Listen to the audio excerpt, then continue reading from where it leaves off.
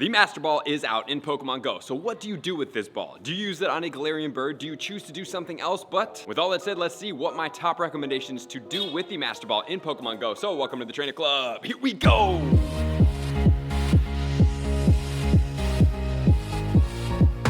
The Master Ball is here. You have it. What are you doing with it? Do you have it? Because if you don't, you need to get it because you got to get the Let's Go research. It's very easy to go through and then you can have the Master Ball in Pokemon Go. As of right now, do we know when the next time you will be able to get a Master Ball is? No. The answer is we are unclear as far as how frequently we're going to be able to obtain this and so forth. So if you guys think about it, this is a very valuable commodity in the game because it is a guaranteed catch. And from what my understanding is that it does transcend speed lock as well. So if you happen to be in a passenger seat on the highway, my understanding is as soon as you touch that ball, it is a guaranteed 100% catch rate regardless of where you are at any place at any time. So you need to use this extremely wisely, which then leads me to the next part of this video, which is talking about patience in Pokemon Go. So a lot of you guys have seen multiple of my videos and I have talked about how patience does pay off in Pokemon Go. And you guys probably saw also my Master Ball video where I used it on a Galarian Moltres. And so yes, I did do that. So I get that patience pays off. It's something that I am very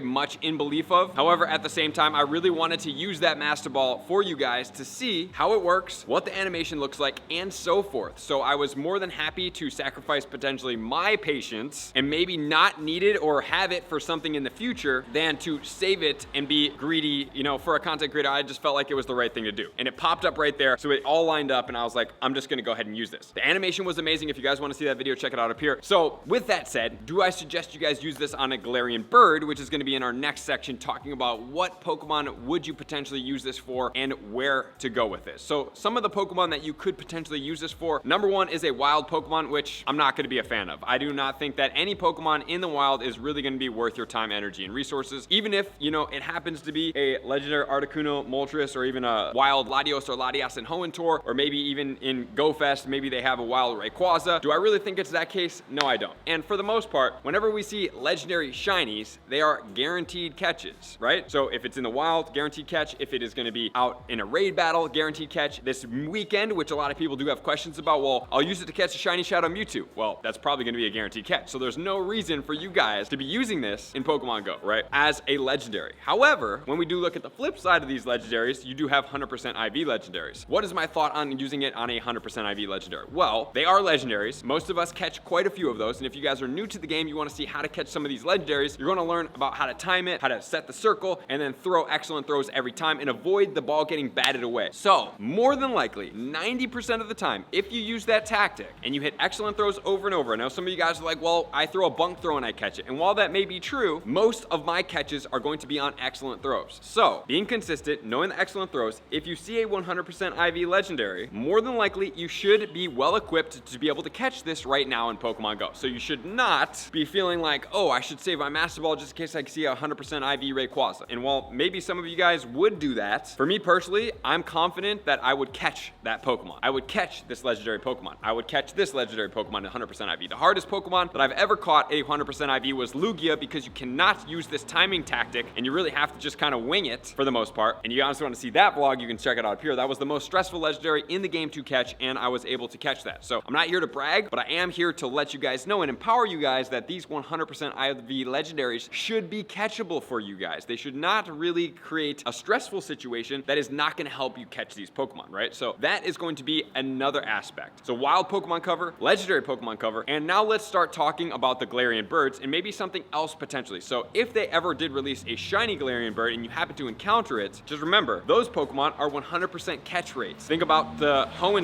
When we were in the Hoenn and shiny Latios was in the wild, that was a 100% IV catch rate. So if they're going to drop the Moltres, Articuno, and Zapdos in the wild and you happen to get a shiny, that's going to be a 100% catch rate. So unless there is another Pokemon that they could be putting out that is virtually impossible to catch, similar to as these Galarian birds, which maybe I'm a little bit short-sighted right now, and if I am, drop in the comments and let me know. Be like, Billy, hey, you know, maybe they're going to do it with this Pokemon or this Pokemon. And while they could release other legendary Pokemon in the game, in the wild, how long did it take for them to release the Galarian birds? And the Master Ball just dropped. So now we have the Galarian birds, now we have the Master Ball, and now we have the ability to be able to catch these. Why would they switch this now? Now, we do know that Pokemon Go does take quite a bit of time to be able to drop, release, and unveil certain features. With this feature brand new, it seems as if this feature was intended to come out with the Master Ball to help us catch these Galarian birds. So in my opinion, what I am seeing, that's why I was a little bit more comfortable using this Master Ball, is for the foreseeable future, which it seems like we might be able to get a Master Ball per season, which would mean you get 4 per year, that this was the intention to help us catch these very, very challenging, if not almost near impossible, legendary Galarian birds in Pokemon Go. So I was comfortable with it, but if you feel otherwise and you feel like, oh, well, you know, I also got a critical catch on a Zapdos, if you want to see the last video I'm going to pin up in the top corner, check it out up here, you could save this ball. Maybe save it for after the Shadow Mewtwo, because the Shadow Mewtwo brings another point about, is that when I was doing the Shadow raids with Beldum, Machop, and other Pokemon, there were multiple times that the Shadow Beldum jumped out way more than I had anticipated it to, and I actually had to use a Red Raspberry to be able to catch a tier 1 raid. So if that foreshadows what the Mewtwo could be, and you happen to get a 98% IV, a 100% IV, remember the counter guide to help you guys with that, okay, one more video right up here, is going to help you guys 2387 or 2984 in windy weather boost if it stays as it did for these other Pokemon, because we are catching the Shadow Pokemon from raids at level 20 and level 25 with the weather boost, which is very impressive because it saves you a lot of Stardust. This may be something that could happen because we don't know what these Shadow Legendary raids are going to be like. Obviously, it looks like they are going to be